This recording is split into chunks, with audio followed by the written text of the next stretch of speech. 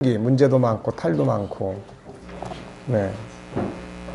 자, 앞에는 넘어가겠습니다.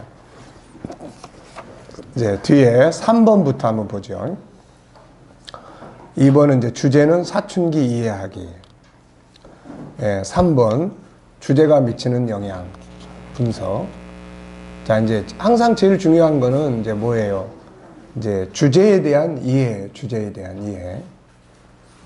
자, 지금까지 혹시 그 사춘기 애들을 다뤄보신 분? 사춘기 애들하고 뭐 상담을 하거나 또 뭐, 보통 이제 사춘기가 요즘에는 5학년 때부터 온다는데 뭐 그만큼 변화가 빨라지고 있다는 거죠. 성장님. 네. 4학년 때부터. 4학년? 네. 그럴 수도 있어요. 요즘 애들 뭐 4학년 정도 되면 벌써 청소년기에 들어가가지고. 근데 한 번만 오는 게 아니라네요. 뭐 중학교 가서. 근데 사실 사춘기라는 게 이제 어떻게 보면은 우리들이 만드는 표현인데, 사람은 살아가면서 계속 성장을 한다고요. 그때만 딱 성장 끝나는 게 아니라, 뭐 우리도 성장하지 않습니까?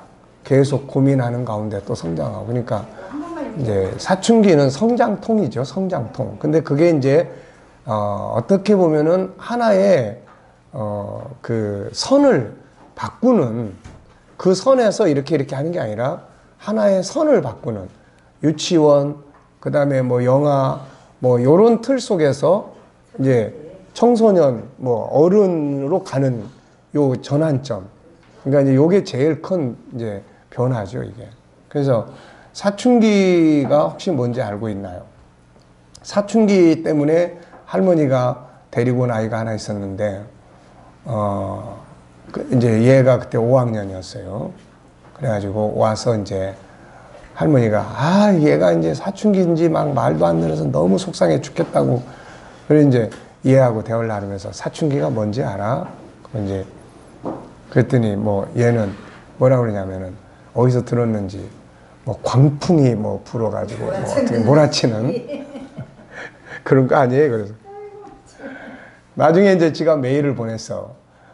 오늘 제가 이 멘토링 하면서 사춘기가 이렇게 성장하는 과정이라는 말씀을 듣고 나쁜 게 아니라는 걸 알아서 너무 안심이 돼요. 이제 이렇게.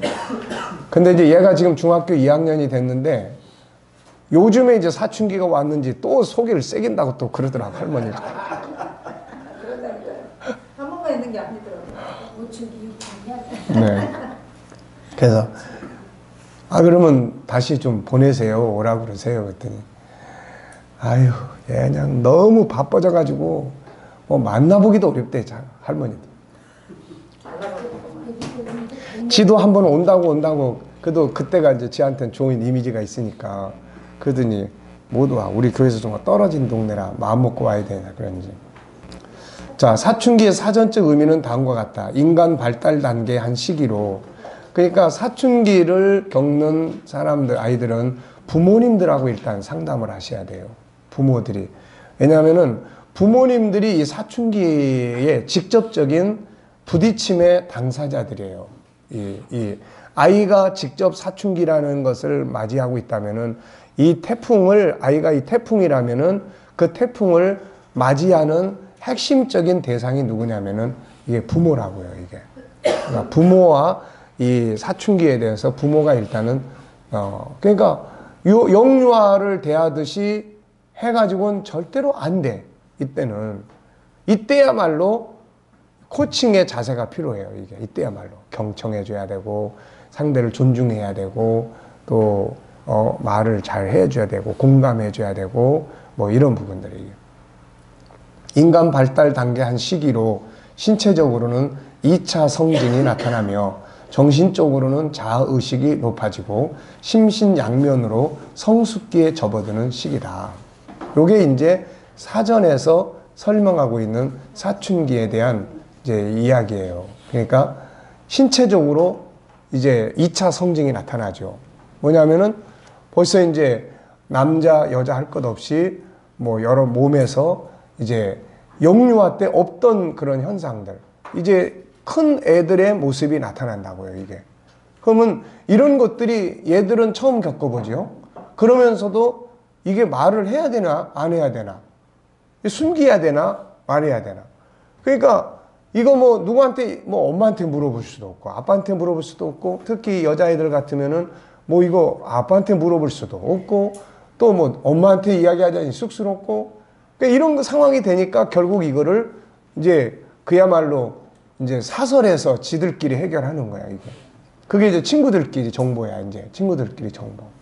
예, 그러니까 이런 부분들을 때로는 축하해야 되고, 때로는 이런 부분들에 대해서 굉장히 뭐 축하 파티를 해준다든지, 뭐 케이크를 생일날만 끊는 게 아니라 2차 성징들이 나타난다는 이야기를 들었을 때 축하해주는 축하 파티를 해줄 수도 있고, 그게 이상한 게 아니라 축하해줘야 될 그런 부분들이에요. 말 안 듣는다고 할 게 아니라 이제 제 생각이 독립하기 시작을 했구나 라고 이해를 해야 돼요. 왜 말 안 들어? 전에는 말 잘했더니. 이게 아니에요. 말을 잘 듣는 거는 아직 자기가 독립할 정도의 생각의 성장이 안 된 거고, 반항을 한다는 거는 자기 생각이 성장해서 독립하겠다는 거예요, 이제. 근데 이거를 부모가 용납을 안 해. 그러니까 이제 여기서 갈등이 생기고 대화의 줄이 단절되고 이렇게 되는 거예요, 이게. 그러니까 일단 부모가 그런 부분들을 대해서 이해를 해야 돼요. 이 상태가 어떤 상태인지. 그리고 어떻게 대책을 세워줄 건지. 이건 지금 아이들하고 하는 이야기예요. 쉽게 표현한다면 작은 집을 짓고, 작은 집을 헐고야, 짓고가 아니라 작은 집을 헐고 큰 집을 짓는 과정이라고 보면 된다. 체크를 좀 잘 해놓으세요. 사춘기를 마치 무슨 큰일 난 것처럼 생각하면 안 된다. 이제 영유아기를 벗고 청장년으로 가기 위한 새 집을 짓는 거다. 그러니까 영유아기의 모습은 다 없어져, 이제. 육체도 없어지고. 어떤 때 보면은 얘가 지금까지 봐왔던 얼굴이 아니야. 뭔가 이제 골격도 그렇고 다 딴 애야, 이게. 그리고 생각도 달라지죠. 생각도. 지금까지는 엄마가 졸졸졸졸졸 따라갔는데, 이제는 엄마 따라가는 것이 아니야. 이렇게 생각되기 시작해요, 이제. 네. 그래서 이제 엄마하고 다른 생각들을 말하기 시작을 합니다, 이제. 부모랑. 5가지 성품 전체가 새롭게 리모델링 되는 시간이에요, 이게. 그러니까 창세기 1장 27절도 성장하고, 욕구도 강해지고, 창세기 3장의 성품도 커져. 이게. 같이 커지는 거예요, 이게. 그리고 밖에서는 창세기 이때 중요한 게 이제 창세기 1장 27절이 큰 사람들이 주변에 있어주면 좋은데, 그러면 좋은 이 자재를 가지고 집을 지켜갈 수 있는데, 주변에 다 창세기 3장에 커진 모델들만 있어. 그러니까 얘도 그런 나쁜 자재만 가지고 사춘기 시절을 보내는 거야, 이게. 그러니까 이제 집을 지었다고 말한다면은 이제 재료가 좋은 재료로 지어야 되는데 나쁜 재료로 커가 버리는 거예요, 이게. 그래서 이런 부분들이 이제 아주 중요하죠. 신체적 변화, 생각의 변화, 관계의 변화. 자, 현재 자신에게서 어떤 사춘기적인 감정과 행동이 나타나고 있나요? 가장 많이 나타나고 있는 부분은 무엇이라고 생각하나요? 전에는 엄마 말을 들으면은 그대로 들었는데 지금은 그냥 자꾸 반항심이 생겨요. 그러면 반항하지 마. 그러면 안 돼. 이게 아니고 생각이 커졌다는 증거다. 그렇다면은 엄마가 듣기 싫은 소리를 할 때 이제 성장한 생각을 가진 사람은 어떤 반응을 하면 좋겠냐. 이제 이런 것들을 이제 이야기를 나눠야 되는 거예요. 반항하지 마. 반항하면 안 돼. 그래도 네가 반항하면 어떻게 하냐. 네가 큰 애인데 그래도. 네 동생이 뭘 보고 배우겠냐. 막 이러면은 이거는 방향 잘못 잡은 거예요, 지금 이게. 네. 네. 그러면 나타나는 현상으로 인해 마음과 삶에, 그리고 친구 관계, 또 가족 관계, 학업 관계에 어떤 영향을 주고 있죠. 이쪽 신경 쓰다 보니까. 멋부리고 이런 거 어제 누가 이야기를 했었죠. 예. 멋부리고 학생들 중에 누가 이야기했죠? 네? 네.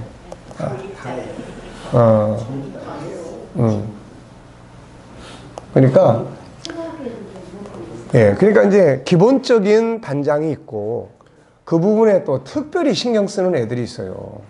그러니 특별히 신경 쓰는 애들을 이거 어떻게 다룰 거냐. 네. 그냥 뭐 보편적으로 입술 바르고 하는 거야. 뭐 요즘 다 하니까. 매니큐어 바르고 다 하니까. 이제 제재는 어디서 하냐면은 학교에서 특출난 건 제재를 해요. 그래서 요즘에 보니까 뭐 옛날에는 그 학교 입구에 누가 있었습니까? 근데 지금은 화장 주인 교사가 있다네. 예. 그래가지고 그 화장만 특별히 그래서 옛날에는 주임 뭐 이제 훈육 이게 남자들이었는데 남자들이 잘 모르니까 여자들 여학생들한테 야 너희들 화장 너무 지나친 거야 그러면은 애들이 그런데 선생님은 남자라서 잘 몰라요. 이건 기초 화장인데. 예. 그래 버리니까 여자 그런 화장 교사를 둔다네 또. 네. 그러니까 그런 거는 밖에서 싸우도록 내비두고 집에서는 이제 그게 재능의 발전일 수도 있어요. 그러면은 그 분야를 좀 더 이렇게 관심 있게 다만 야 학교 가서 혼나지 않을 정도로 해. 이제 이렇게 밀어놓으면 돼요. 엄마가 볼 때는 야 너 그런 거 이게 아니고 학교의 선생님들한테 지적당해서 혼나지 않게 하고 네가 진짜 이 분야에 관심이 있으면은 이걸 네가 한번 해보면 어떠냐. 본격적으로 건방 도와줄게. 뭐 책도 좀 보고 그런 분야에 뭐 학교 갈 때는 살짝 지고 가고 와서 그 다음에 네가 이 재능을 한번 개발해보면 어떠냐. 이렇게 해줄 수 있습니다. 이게 그래 버리면 얘는 이제 안 하든지 네. 엄마가 이걸 막 막으면은 더 하려고 그러는데 엄마가 그렇게 해버리니까 이제 안 해버리든지 아니면 진짜 자기 재능이고 좋아하는 거면은 적극적으로 해보려고 한다고요, 이게. 아이, 요즘에 뭐야, 저 손톱, 발톱, 뭐, 그것만 잘해도 다 먹고 살지 않습니까? 네, 네일 아트 같은 것도. 그러니까, 이제는 교육의 기본 틀이 뭐지요? 옛날에는 뭐 사회적 신분, 뭐 이런 것들을 자존심 체면, 뭐 이런 거예요. 근데 그래서 옛날에는 보세요. 쌍놈들은 주로 뭐 합니까? 백정 노릇 하잖아요. 소잡고. 근데 요즘에는 어떻죠? 그 사람들의 신분이? 그렇죠. 뭐 사실 그런 쪽에 있는 사람들이 돈 잘 벌어. 우리 교회도 그런 집사님 이제 정육점이 아니고 그렇게 이제 소를 사서 이제 잡아서 이렇게 고급 이제 하는데 저도 그 양반 덕분에 소고기 먹지. 그 내가 맨날 그래. 집사님이 그거 할 때나 내가 고기를 먹지 뭐 언제 먹어. 그러면 이제 항상 명절 때나 이럴 때는 소 잡으면 이제 이왕이면 요즘 나 이빨 안 좋으니까 그 질긴 거 보내지 마. 그리고 예, 해가지고 이제 하는데 요즘에는 사업이 많이 커졌다고 그러더라고요. 아주 참 감사한 일이죠. 그러니까 그러니까 이게 시대가 다 달라지는 거야. 이게 실질적으로 사회에 진출도 못하는 공부를 하면 뭐하냐고 이거. 근데 그런 분야에 탁월하면 화장품 이쪽 계통이 이게 화장 이쪽 계통이 시장이 엄청 큰 거야. 이게 시장이. 지금은 더 넓어졌잖아요. 초등학생부터 이제 어른들까지 다 그렇죠. 수영을 하는데. 그러니까 아예 처음부터 그런 쪽으로 딱 나타나면은 그거는 감사한 거예요. 그러니까 적극적으로 잘할 수 있는 분야를. 그 내가 애들 어렸을 때 가끔가다 이야기 들어오면 뭐 우리 애는 이런 거 좋아하는데 그러면 그 부분을 발전시키라고 그러면 부모들이 안 들어요. 부모들이 그거 하다가 공부 못하면 어떻게 하냐고. 아니 공부가 이게 지식만 자꾸 학교 가서 공부하 요것만 생각하는 거야.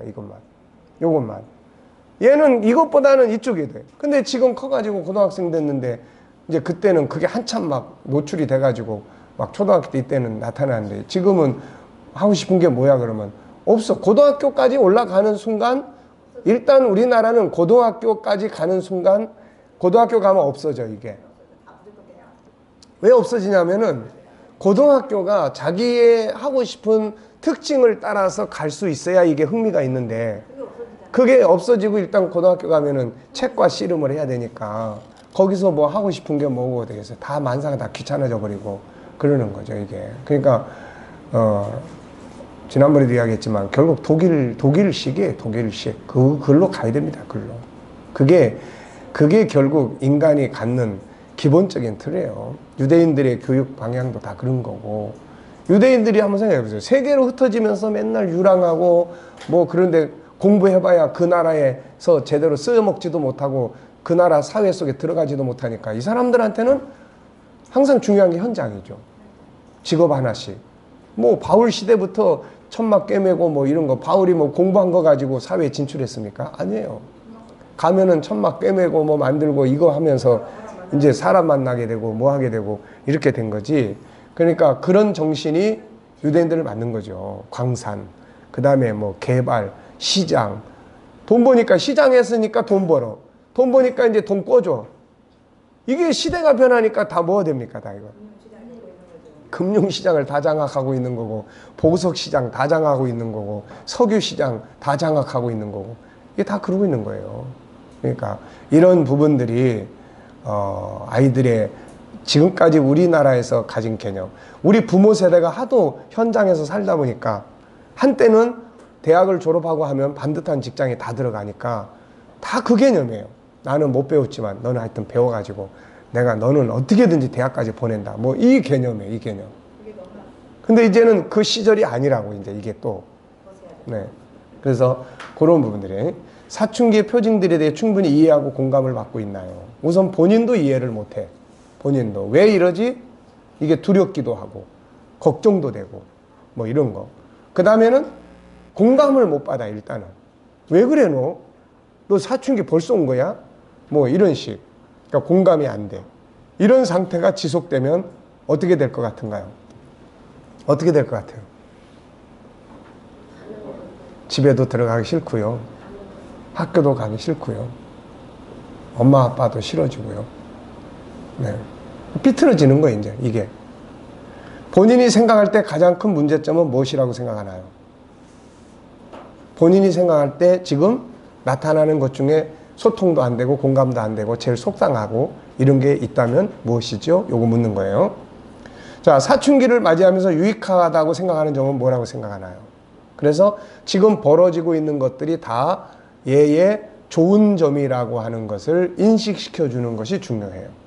이런 상태가 나타나는데요, 걱정돼요. 그러면 코치가 뭐라 그럽니까, 이제? 네. 그거는 이제 컸다는 증거고 발전한다는 증거야. 문제는 그런 거를 어떻게 대처하느냐. 이걸 이제 우리가 함께 나누는 거야. 물론 이제 여자아이들 같으면 남자 코치하고 또 소통이 잘 안 되는 경우가 있어요. 그런 경우에는 또 이제 그런 것들을 함께 나눠줄 수 있는 이제 이런 여자 선생님이나 이렇게 이제 이야기 나눌 수 있고, 뭐 몸에서 나타나는 상태인데 남자가 코치가 자꾸 물어보면 아이는 이제 그게 수치스러울 수도 있고 이제 그렇습니다. 그러니까 이야기를 나누고 싶지 않은 부분은 타치하지 않고, 그러면 이런 부분은 누구와 이야기를 나눴으면 좋겠는지. 중요한 거는 공감을 하고 대화를 나눠서 올바른 정보를 얻는 게 중요하다. 이런 정도로 하고. 그러면 본인에게서 나타나고 있는 사춘기 변화들에 대해 어떤 바람을 가지고 있나요? 주변의 이해가 필요한가? 소통이 필요한가? 더욱 발전되기를 바라는 게 필요한지. 여기서 이제 코치는 피코치와 충분히 소통이 필요하다.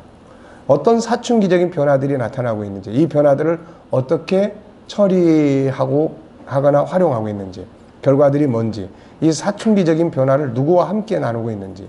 이게 이제 삐딱한 애들하고 사춘기에 대한 걸 나누면 이것도 나쁜 자제를 갖다 집을 지켜야 되는 상황들이 벌어져요.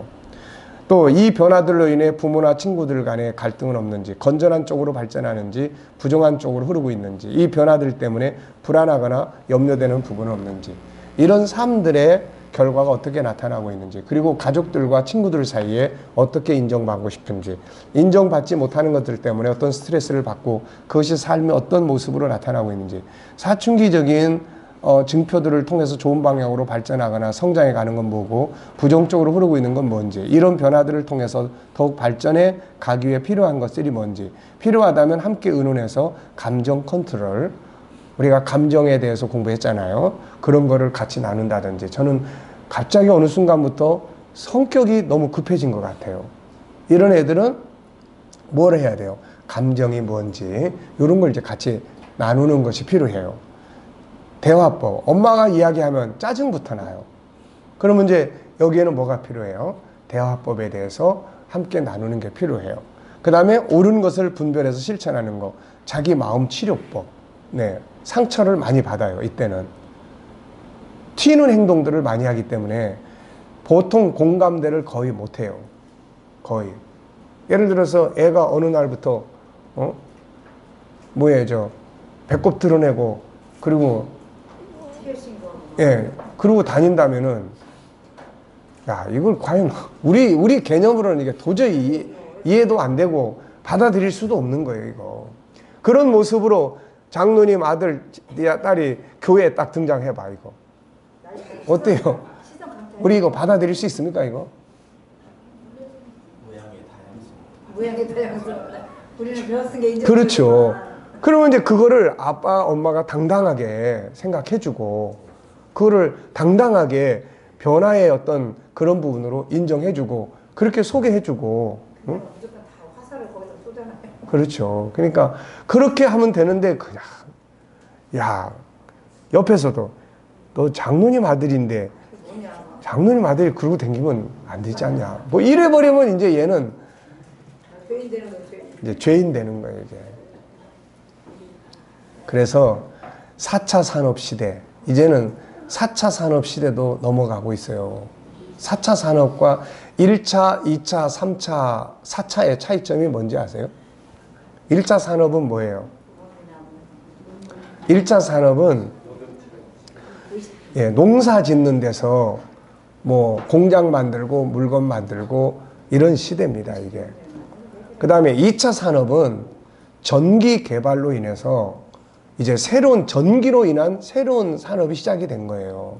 3차 산업은 뭐예요? 3차 산업은 이제 정보, 이제 컴퓨터 시대예요. 컴퓨터 시대입니다. 그럼 이제 4차 산업은 뭐예요, 이제? 4차 산업은 이제 A1 시대. 뭐죠? 인공지능이에요. 인공지능. 이 인공지능 시대는 툭툭 튀어야 돼, 이때는. 이거는. 뭐, 1차 산업이나 2차 산업 시대나 이런 때는 시키는 대로 하면 돼. 기계처럼. 이런 물건을 똑같이 누가 더 빨리 만들어내느냐의 시기이기 때문에 그냥 빨리빨리 잘 만들어서 내보내면 되는 거야.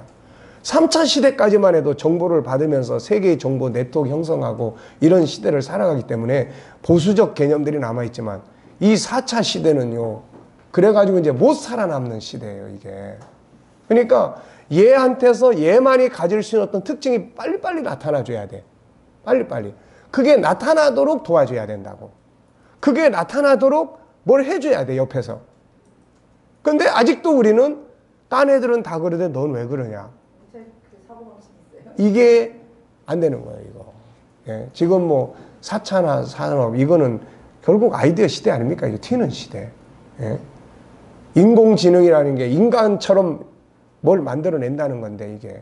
그런데 여기에 무슨 뭐, 그리고 또 다 같이 인공지능을 만약에 한다면, 튀는 인공지능이 더 시장을 이제 지배하겠죠, 이게. 그러니까 그런 부분들은, 그래서 인간성이 움직인다는 거는 자기식이 살아난다는 거예요. 기존 세대에서는 자기는 죽고 보편적인 사회적 틀이 움직여져야 되는 거예요. 그래서 딴 사람 다 그러는데 너 왜 그래? 근데 4차 산업시대에는 야, 딴 사람 안 하는데 네가 그러니까 야, 대단하다. 64 먹은 지금 이 목사가 이런 소리를 하고 있으니, 네. 이제 내년이면 몇 달 있으면 65 먹은 이제 사라져 가야 될 세대가 우리 교회 젊은 목회자들, 젊은 세대보다 더 앞장서서 그런 소리를 하고 있으니 이게 이해가 잘 안 되는 것도 당연해요. 65세 이상 혜택이 많아요. 그것이 문제가 아니라니까. 아니, 그것도 그래서 이제 내년도에 되면은 이제 동사무소 가가지고 내가 누릴 혜택이 뭔지 좀 찾아달라고 이야기를 해야지. 내년부터는 독감도 공짜고 뭐도 공짜고 공짜입니다. 그래요. 통장에 30만 원씩 들어가요. 아, 그래? 무대 무대 어쨌든 이제 국가의 지원을 받으면서 일을 해야지. 예. 국가의 지원을 받으면서. 김성길 목사님이 세계를 이렇게 돌아다니시면서 이런 어떤 4차 시대, 5차 시대 그런 안목을 볼 수 있는.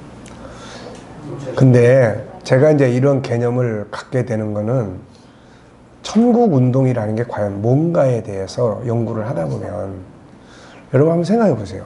천국이라고 하는 것은 개인이 가장 존중되는 곳이에요. 물론 개인이 존중된다고 그래서 죄성, 뭐 동성애가 개인, 이거는 안 되잖아요. 이건 성경이 금한 죄니까. 하나님의 법의 창조의 질서. 근데 화장을 이렇게 하고 저렇게 하는 건 이거는 창조의 질서 아니잖아요. 이거는 오히려 아름다움을 나타내고자 하는 인간의 본능의 표출이라고 이게. 그러니까 단지 지금까지는 다 까만색으로 했는데 갑자기 어느 날 누가 흰색하고 딱 나오니까 이게 이상하게 보이는 거예요. 이게 그런 겁니다. 이게. 그러니까 천국 운동을 연구해 보면은 가장 인간에 대한 가치 그리고 문명의 발전이에요. 가장 최고의 문명의 발전이 천국 아닙니까? 근데 또 아이러니컬하게 분명히 발달되면 더 악한 것도 발달돼가지고 그러니까 이제 창세기 1장 27절에 의해서 발전을 해야 되는데 창세기 3장은 또 쪽으로 써먹잖아요. 계속 발전하는 거예요. 그러니까 결국은 발전할수록 뭐 심판이 가까우는데 우리는 뭐 합니까? 우리는 더 계시록 22장에서 이야기하고 있는 것처럼 더 거룩해지고 의로운 자는 더 의롭게 되고 그러니까 우리는 이제 그 방향으로 가야 돼. 사회하고 대화가 안 돼버리는 단절적으로 가버리면 안 되는 거고. 그러니까 정말 천국운동을 바로 알고 인간의 본질을 바로 알면은 이렇게 될 수밖에 없습니다. 이게. 그렇잖아요. 이게 될 수밖에 없는 거예요. 여기 지금 목사님 하시는 거랑 조금 다르지만 어떤 젊은 목사님이 그 스마트폰에 나왔는데 추리닝을 입고 저기 무대에 나와갖고 트로트를 하면서 막 춤을 추면서 예수님을 증거한다고 막 노래 부르고 막 온몸 흔들면서 하는데 거기 나오는 권사님들이 나와서 쭉 이렇게 기도하고 막 다른 사람들은 막 그냥 하여튼 막 비웃는 것까지 웃어. 그러니까 무슨 노래를 맞추면서 뭐 예수님이 막 하늘에서 내려왔다네 뭐 우리를 구원했다네 뭐 이러면서 막 트로트를 하면서 막 랩을 하고 막 몸을 그래요. 흔들면서 추는데 이런 것들은 어떻게 생각하세요? 아니, 어떻게 생각하기, 뭘 어떻게 생각해. 결론은 이거야. 결론은 트로트 속에 뭐가 들어있냐는 거야. 아니, 예수님을 증거하는데 예수님이 들어있고, 목사님이 돼갖고 아니, 글쎄, 예수님이 들어있고, 그걸 들은 사람들이 천국에 가냐, 못 가냐야. 그렇잖아요. 천국에 가냐, 못 가냐야. 그걸 듣고 그 안에서, 아, 정말 예수님이 진짜 살아계시고, 이걸 믿고 구원받으면 그것도 좋은 방식이야. 그렇게 해도 괜찮다고. 그렇지. 예. 무슨 짓을 해서 가버리게 되면 이단으로 아, 이단들은 복음이 없죠. 이단들은 다른 예수를 말하니까 그거는 안 되는 거고. 그러면 이제 그런 트로트 목사님을 우리 교회에다가 초청해다가 예를 들어서 그분이 트로트에 대한 곡 속에 복음을 안 심고 그냥 세상에 하는 트로트 노래만 한다면 이건 안 되는 거고. 네. 그런데 지금 우리 찬양곡이나 한번 생각해 보세요. 지금 우리 찬양곡이 있잖아요. 이게 찬양곡이 세상 노래하고 비슷해요. 보수적 찬양곡이 아닌 이상에는 다 똑같습니다. 그 속에 뭐가 들으느냐에 따라서 그 노래 듣고 구원받고 못 받고 하는 거지. 옛날에 우리 지금 이 찬송이 탄생할 때, 찬송이 탄생을 할 때, 지금 우리 찬송가 부르잖아요. 이걸 그때 당시에는 다 복음 가수들이 부른 노래야, 이게. 복음 가수들이. 그때 정통 예배당에서는 그런 거 안 불렀어요. 중세 시대부터 내려온 전자 올겐에서부터 이 정통 음악에서 그 속에서 만들어진 노래들을 불렀다고. 근데 이 노래들을 보면 전부 1800년대 뭐 이런 때 다야. 이때 한참 무디 선생이나 이런 목사들이 막 부흥회하고 이럴 때 이 사람들이 뭐 생키라든지 뭐 이런 사람들이 쫓아다니면서 만들어가지고 은혜 받은 거. 이거 기존 음악하고 완전히 다른 거예요, 이거. 근데 지금은 이게 보수 음악이 됐고 그거 있잖아요 이게. 그러니까 핵심은 그겁니다. 이단들이 뭐 사용하는 것들은 복음이 틀렸기 때문에 그거는 뭘 해도 그거는 아니고. 그런데 지금 근데 이제 우리 교회에서 그런 트로트 목사님을 모셔다 집회를 할 거냐, 이건 별개예요. 왜 별개냐면은 그분을 쫓아다니는 분들은 그 방법을 통해서 은혜를 받아. 근데 지금 우리 교회는 들어오면은 저건 아니야. 그런 층들이 계시기 때문에 교회에서 초청해다가 그분을 모시다 집회를 하냐, 이건 별개 문제예요. 근데 그게 옳으냐 그러냐 하는 거는, 나는 처음에 예수 믿는 사람이 트로트 곡 때문에 쫓아와서 듣다 보니까 예수가 나오고 하나님이 나오고 듣다 보니까 예수님 믿게 되고 그걸 구원받으면 그 무리는 그게 구원의 도구야. 그렇죠. 막 비웃고 막 깎아내리고 막 심사위원들도 막, 그래서 이게 지금 하나님께 영광을 돌리는 건가, 지금 깎아내리는 건가, 하얀 이게 마음이 안타까워. 네, 그러니까 그게 이제 그동안에 살아온 문화에 안 맞으면은 이제 딴 데 가서 이제 구원받으면 돼. 그래서 이게 지금 안타깝고 마음이 안 쓰는. 네. 저걸 어떻게 목사님 같은 분 어떻게 생각하실까요? 네, 그러니까 우리의 항상 핵심은 그겁니다. 뭐 한번 생각해 보세요. 지금 주일날 낮에도 우리 예배 전에 드럼 치고 그러고 있는데, 이게 교회의 음악 개념을 생각하면 드럼은 교회 안에 있을 수 없는 물건이에요, 저거. 그래서 지금도 드럼 반대하는 분도 계세요. 또 신디. 이게 신디 그러면은 우리 록 음악이라든지 뭐 이럴 때 막 그냥 미친 놈들이 노래 부르고 하는데 발광하는 것에 쓰는 거지. 이게 뭐 하나님을 찬양, 이게 안 맞는 거예요, 이게. 그런데 지금 젊은 세대들은 그거 없으면은 다 젊은 세대. 그러니 이런 것들을, 그렇죠. 중요한 건 그거야. 이제 드럼을 치든 뭐라든 그 속에 예수님이 계시냐는 거야, 이거. 이게 안 계시면 버려야 될 물건이고, 예수님이 계시면 그걸 통해서 또 구원받을 사람을 구원하는 거고. 그렇죠, 뭐. 지금 네. 빈자해가지고 네. 영광만 돌리시니까 간지. 영광만. 자, 이제 그 뭐 우리가 여기서 토론할 일은 아니니까. 네, 예를 들어서 그러니까 내가 말씀드리잖아요. 이게 지금 우리가 공부하면서 보면 이게 중요하지 않습니까? 이게 그렇다고 복음을 이탈하는 거 아니잖아요. 거룩성이나 이런 걸 다루면 기존 신앙보다 더 철저하게 신앙을 교육을 하잖아요. 영성에 대해서는 직접 소통의 신앙이 되고. 그런데 이거를 예를 들어서 딴 사람이 와서, 사회적인 어떤 사람이 와서 코칭을 이야기를 하면 저건 세속 프로그램이라고 할 수 있어. 근데 평생을 천국 연구하고 성경을 연구한 목사가, 그렇잖아요. 이게 바뀐 목사도 아니고 그 목사가 이거를 하는데 그래도 거부감이 있는 분들이 있단 말이에요, 이게. 그렇죠. 그러니까 목회는 그거를 다 고려해야 돼요. 목회는. 왜냐하면 그걸 인정 안 해주면 그분들은 이제 떠나. 그렇지 않습니까? 그러면 이제 이거를 좋아하고 여기에 의해서 형성된 사람들을 다시 이제 교회를 키워야 돼. 그러니까 개척을 하는 분들은 이 시스템으로 가면, 10년만 이 시스템으로 가면 교회는 튼튼하게 세워지는 교회가 될 수가 있어요. 근데 우리처럼 이렇게 벌써 30년이 넘어서 지금 이걸 하려고 하는, 내가 지금 개척한 지가 30년이 됐고, 그리고 이제 36년째인데 이거 한 지는 이제 한 3년 됐나요, 우리 교회에서? 예. 그러니까는, 그렇죠. 그러니까 이거를 이제 조심스럽게 해야죠. 그리고 복음은 살아나고, 그리고 이제, 그래서 요즘에는 뭐 주일날 설교 때 이제 G7 이런 거 이야기 안 합니다. 그래서 이런 거 이야기 안 하고. 목사님처럼 진국으로 꾸준하게 한 길만 오신 분은 그렇게 하지만, 김상환 목사 같은 그렇게 훌륭한 사람 저렇게 변질될 줄 누가 알았어요? 누가요? 김상환 목사 같은 아, 김상환 목사님. 변질될 줄 누가 알았어? 그렇게 훌륭하다고. 노는 그것도 또 그분의 또 개인의 생각이 있으니까 뭐. 자, 우리는 코칭이나 합시다. 네, 그러니까 5차 산업은 어떻게 보시는 거예요? 글쎄 뭐 모르겠어요. 그 다음에는 뭐 아마 이런 것들이 이제 만들어지지 않을까 싶어요. 우리가 옛날에 그 로컬트 시대라는 오컬트 시대라는 말 많이 했어요. 이게 신비 시대, 신비주의 시대.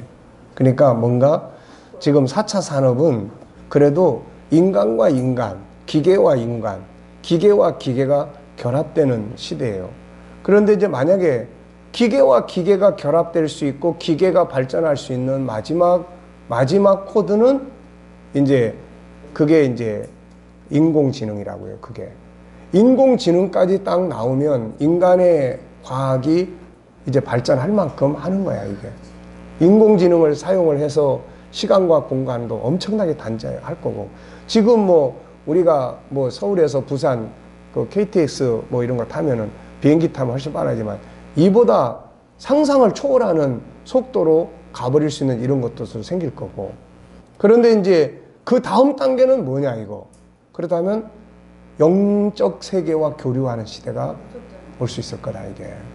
그래서 네, 그래서 우리 인간과 인간의 삶 속에 이게 이제 그런 영적 세계가 개입을 하는 거죠. 이게 인간이 그런 세계를 찾아가고.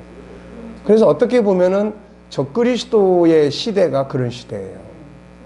적그리스도 시대가. 그래서 그 계시록 13장에 보면은 이제 그 거짓 선지자들이 적그리스도 우상에게 말을 하게 하고 불을 내리고 또 어떤 신비적 현상들이 만들어진다고요, 이게. 그러니까 이게 뭐 인공지능을 통해서도 충분히 가능하지만, 그러나 이제 뭐 이제 그런 영적 세계와의 어떤 소통. 그래서 마지막 시대에 귀신들도 역시 인간 세계와 왔다 갔다 하는 거예요, 이게. 그래서 그런 부분들의 시대, 오컬트 시대, 그런 시대가 올 것이다. 네, 그렇게 보는 거예요. 그러니까 인공지능까지 가면 기계 문명, 이거는 이제 더 이상 한번 생각을 해보세요. 우리 인간이 할 게 없어져. 우리 이제 인공지능이 활성화되기 시작을 하면 우리 인간은 너무 편해. 모든 게 다 해줘. 기계가 다 해주고 또 그런 뭐야 저 요즘 인터넷은 사물 인터넷 같은 것도 이미 다 이제 시작이 되고 사용되잖아요. 이게 여기서 내가 치고 있는데 얘하고 이 고쳐줄 곳하고 연결이 돼가지고 지들끼리 나 이게 아파 그러면 거기 또 연결이 돼가지고 지들이 또 알아서 고쳐줘. 그러니까 우리는 그냥 가만히 있으면 돼 이거. 예, 이게 사물 인터넷이야. 그러니까 이제 이런 부분들하고 지금 3D, 4D 이런 것들은 영화관에서도 영화를 보더라도 지금 실질적인 전투 현장 속에 우리가 들어가는 것 같은 느낌을 준다고 이게. 그러니까 이런 정도가 이제 앞으로 영적 세계와의 관계 속에 갈 거다. 그러면 엄청난 혼동이 있을 수 있죠. 혼돈이 일어나죠. 인간 세계는 신비롭고 좋을 수 있지만, 그러나 그야말로 이제 적그리스도의 시대로 이제 갈 수 있는. 그러니까 인공지능은 어쨌든 인간 과학의 거의 클라이막스다 이렇게 보면 돼요. 뭐 사람보다 더 똑똑한 존재가 어디 있습니까? 근데 인간 비스무리하게 만들어 놓는다. 이게 모든 곳에 사용이 된다. 그러면은 예를 들어서 인공지능이 로봇가 내가 공부시킨 모든 것들을 그 안에다가 기본적으로 공부 딱 시켜놓으면은 얘가 이제 가서 다니면서 가르치려 다녀. 나보다 더 잘해. 예. 판사도 AI로 하자고 하잖아요. 예. 그러니까 이게 더 잘해. 예. 왜냐면은 나는 자꾸 잊어먹지만 얘는 안 잊어버려. 네. 그래서 이제 세상에서는 그런 시대가 오면은 이제 기계가 인간을 갖다 다 이제 부려먹든지 이제 인간을 갖다 버리든지 할 거다. 네. 주지 무실게요. 그러니까 이제 하나님의 나라가 이제 임해야죠. 그러니까 결국 하나님의 나라가 임하는 것이 과학의 완성이니까. 네. 그러니까 인간 세계의 지식이 발전하면 그 다음 세계는 하늘과 이 인간 세계가 서로 연결되는 이런 시대라고 이게. 그러니까 우리가 요한계시록 9장에서 다섯째 인을 뗄 때 귀신들이 사람을 지배한다고요. 이게 단지 지금처럼 귀신 들림이 아니고 귀신이 사람의 세계를 지배하는 시대가 온단 말이에요. 이게 그렇죠. 실질적으로. 그러니까 그렇게 한다는 거는 그 시대적 배경이 인간이 그만큼 귀신들과 교류가 빈번해질 수 있다는 이제 이런 이야기예요. 이게 그러니까 지금 뭐 우리가 다니엘서 하는 건 아니지만 사실 옛날에 우리 그런 이야기 많이 했잖아요. 만약에 남북이 통일이 된다. 남북이 통일이 된다. 그러면은 우리한테는 굉장히 좋아요. 우리나라는. 그런데 우리가 중동 전쟁 이런 것들이 맞물려 있을 수 있는 가능성이 굉장히 큽니다. 이제 그 시기가. 그리고 나서 왜냐하면 우리나라는 남북이 어떻게 보면 결합도 되고 할 수가 있는데 중동은 도저히 결합이 안 돼요. 거기는 될 수가 없어요. 계속 갈등 예, 이런 상황들이에요. 지금 뭐 끊임없이 갈등 그러고 있잖아요. 그러니까 그 구도가 이제 러시아 쪽하고 지금 이제 미국 쪽하고 이런 이제 갈등의 구조가 중동도 그렇게 다 편가르게 한다고요. 지금. 그러니까 이제 이런 상황들 속에서 우리나라가 지금 남북 교류를 한다. 이것은 굉장히 좋은 일이고 해야 될 일이고 안 되면은 만약에 그런 상황에서 되면은 우리나라가 전쟁을 치러야 될 이런 상황에 가버리니까 이제 이런 상황하고 맞물려 있는 거예요. 그래서 만약에 이게 되면 우리나라는 마지막 시대에 그야말로 황금 시대를 맞이할 수가 있어요. 황금 시대.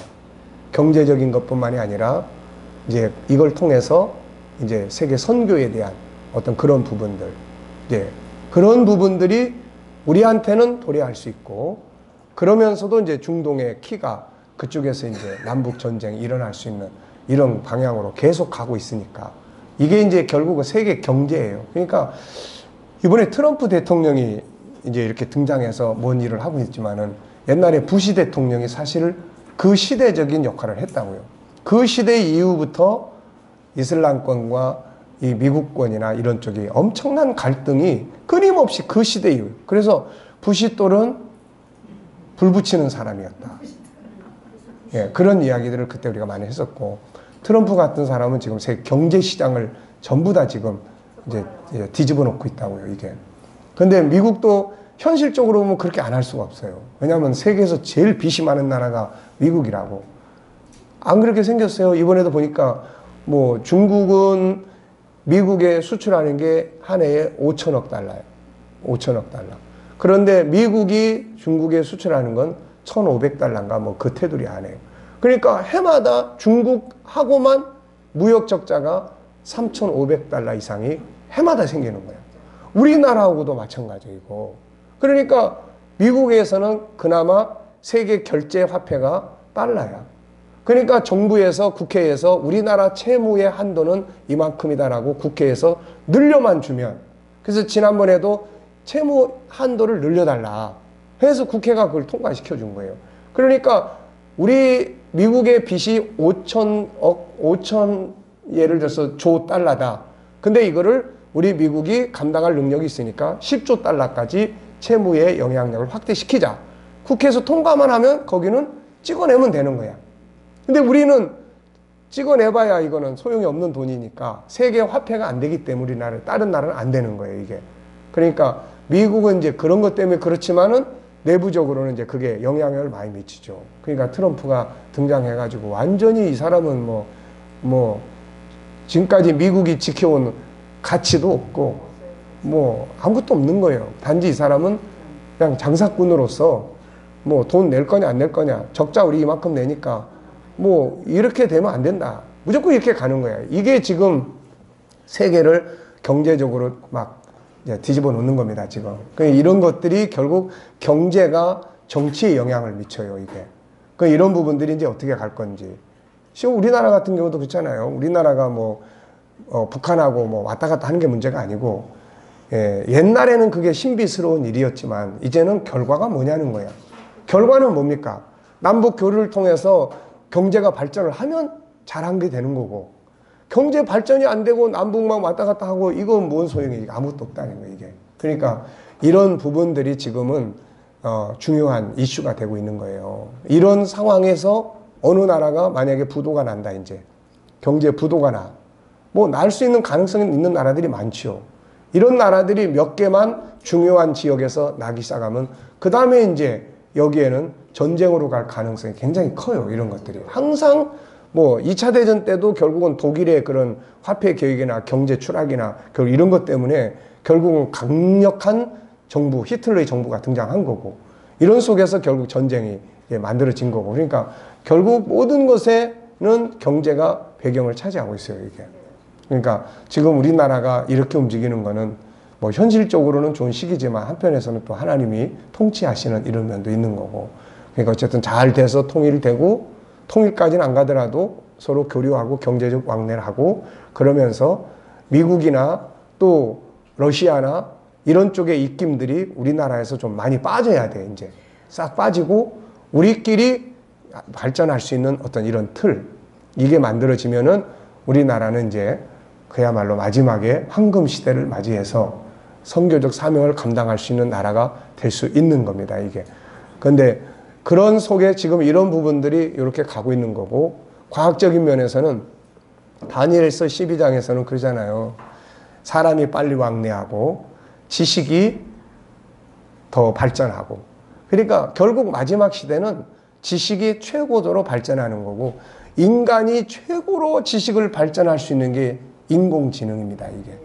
인공지능. 그러니까 인간의 뇌와 비슷한 뇌를 만들어내겠다는 거거든요, 이게. 그러면 이제 이게 모든 사회 전반적, 이제 전투도 사람이 할 필요가 없는 거예요, 전쟁도. 지금도 뭐 드론 가지고 다 하는데 거기에 인공지능이 들어간다? 이렇게 됐을 때는 뭐 지들이 알아서 다 가서 전쟁하는 거예요, 지들이. 그러니까 우리나라도 지금 드론 부대가 따로 창립되잖아요, 이게. 그러니까 뭐 그러면은 그런 상황들이 되고 나면은 인간은 영적 존재이기 때문에 결국 영적 세계와 마지막 교류하는 그런 시대. 그래서 뭐 우주인에 대한 이야기라든지 외계인 이야기라든지 뭐 이런 이야기들이 훨씬 더 빈번하게 나타날 수 있는 그런 부분으로 갈 수 있죠. 우리나라 방탄소년단가 있잖아요. 네. 걔네들이 그 외국에 가서 참 영혼을 파는 네. 영혼을 파는 그 식을 했대요. 네. 그러니까 그 그리스도 걔네들한테 영혼을 파는 의식을 하고 그 빌보드 차트 1위로 올라가는 조건으로. 그 우리 교회에 이제 그런 계통에서 일하는 이제 청년 그 이제 사람들이 이제 왔어요. 뭐 상담 때문에 이제 치유하고 그러고 왔는데, 이제 그 사람들 이야기를 들어보니까 그 세계가 지금 거의 다 사탄 숭배자들에 의해서 지배되고 있습니다. 그래서 우리 같은 사람들은 아무리 날고 뛰어도 그 세계에 못 들어갑니다. 우리가 이걸 버리고 노골적으로 사탄 숭배에 대한 거, 뭐 우리나라에서 세계적으로 뜬다 그러면 이건 거의 다 그쪽하고 다 손잡고 있습니다. 다 그러고 그래서 자기들은 그 세계로 못 뛰어 들어간다는 거예요, 신앙 때문에. 그래서 그러면 어떻게 먹고 사냐 그러니까 그냥 주님 인도하는 대로 가고 있습니다 그러는데, 방탄소년단은 말할 것도 없고 이미 우리나라의 극장가나 그런 쪽에서 지배하고 있는 것이 그런 자본들이 다 지배를 하고 있기 때문에 그들과 그런 것들의 협약이 없이는 뜰 수가 없어요, 이게. 그러니까 뭐 지금 이야기한 대로 그런 뭐 차트가 올라가고 뭐 미국에서 뭐 띄워주고 하는 이런 모든 거는 뒤에 자금력이 있는 거예요. 그걸 움직이는 세력이 있다고요, 이게. 그 사람들이 이 사람들한테 내놓는 조건이 있다고요, 이게.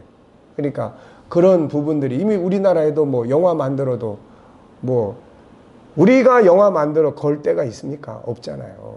그러니까 그런 겁니다. 우리나라 모든 영화관을 장악하고 있는 것이 결국 그 세력들이고, 그러니까 무서운 시대를 사실 알고 보면은 살고 있는 거야, 이게.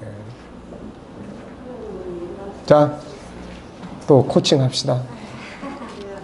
자, 그래서 사춘기적인 변화들, 그러니까 육체적 변화, 감정의 변화, 생각의 변화, 행동의 변화. 유치원 애들에서 초등학교 1, 2학년은 유치원 쪽하고 같아요. 비슷해요.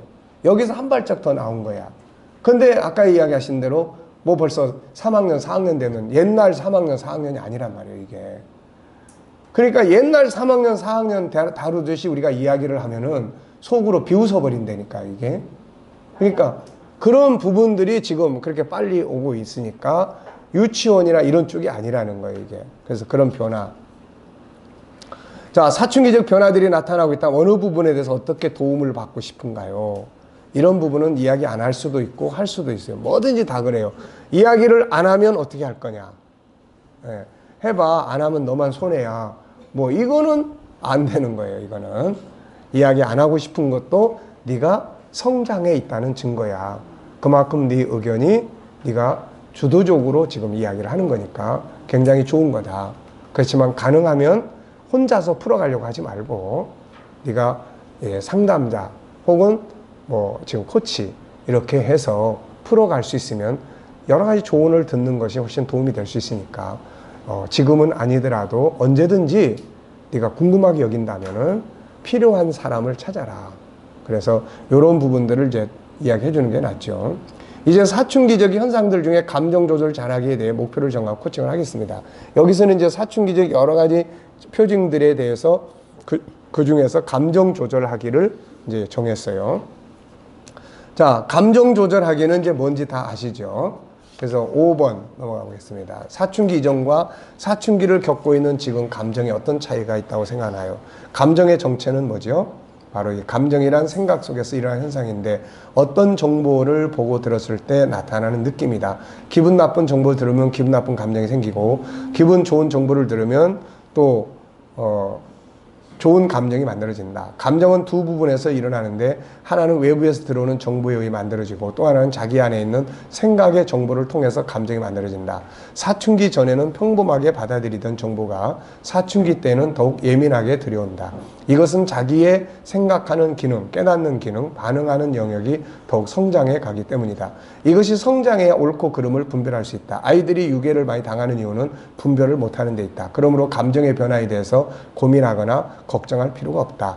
감정이 이제 많아지죠. 커져요. 한 가지만의 감정을 가졌던 애가 사춘기를 만나면 감정이 막 다양하게 복잡하게 그리고 빠른 시간 안에 막 변화가 급변하는 감정들이 굉장히 많이 생깁니다. 좋았다가 나빴다가 기분 좋았다가 또 나빴다가 막 이런 감정들이 굉장히 많이 교차되게 돼요. 이거는 성장한다는 증표예요. 다만 그것을 반응하는 능력만 성장해서는 안 되고 올바르게 발전적으로 표현하고 사용하는 방법을 같이 키워가야 되는 거예요, 이게. 그래서 코칭은 이제 이런 부분들을 같이 키워주는데 역점을 둡니다.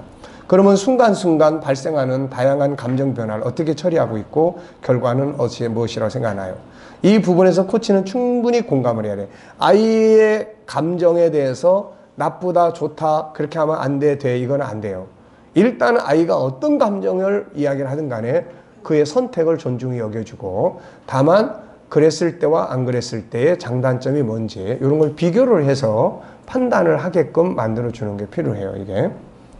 그리고 그것이 잘못된 게 아니라 생각의 성숙함에서 나오는 것임을 알게 해주므로 본인의 감정 변화에 불안감을 느끼지 않고 이해하고 공감하게 해줘야 한다. 그리고 난 후에 감정을 다스리는 훈련, 좋은 방향으로 감정을 바꿔가는 훈련을 하기 위한 코칭을 해야 한다. 코치, 감정 변화가 친구와 엄마, 아빠, 형제 간에 어떤 문제를 가져오고 있나요? 감정 변화가 심하면 상대가 이런 내용을 모르는 사람들은 일단 대화가 잘 안 돼요. 대화가 잘 안 돼요. 그리고 너는 왜 이렇게 감정 변화가 죽을 듯이 하냐? 뭐 이러면서 서로 다투게 되고 나중엔 담을 쌓게 돼요. 그래서 일단은 감정 변화가 이때 많이 생기는 시점이에요. 막 들쑥날쑥, 들쑥날쑥. 그러니까 이거를 이제 부모님들이나 이것은 충분히 이해하고 감정을 읽어주는 거죠.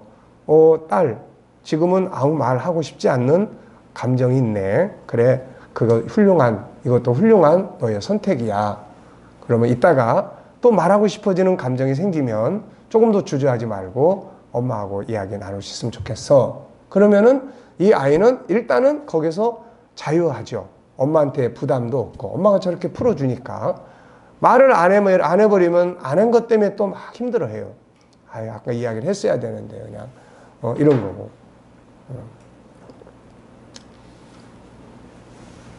자, 그리고 이제 그러면 감정 변화를 어떻게 유익하게 활용할 수 있는지, 또 현재 활용하기 위한 방법들이 있다면 이야기해 볼 수 있나요? 감정 컨트롤에 대해 필요한 단계별 방법은 다음과 같다. 이 외에 또 다른 방법을 이제 살펴보고 코칭해 보자. 좋은 정보를 대하기 위해 노력하기, 감정이 발생하려고 할 때 컨트롤하기. 이건 스스로 해야지 옆에서 컨트롤하는 게 아니에요.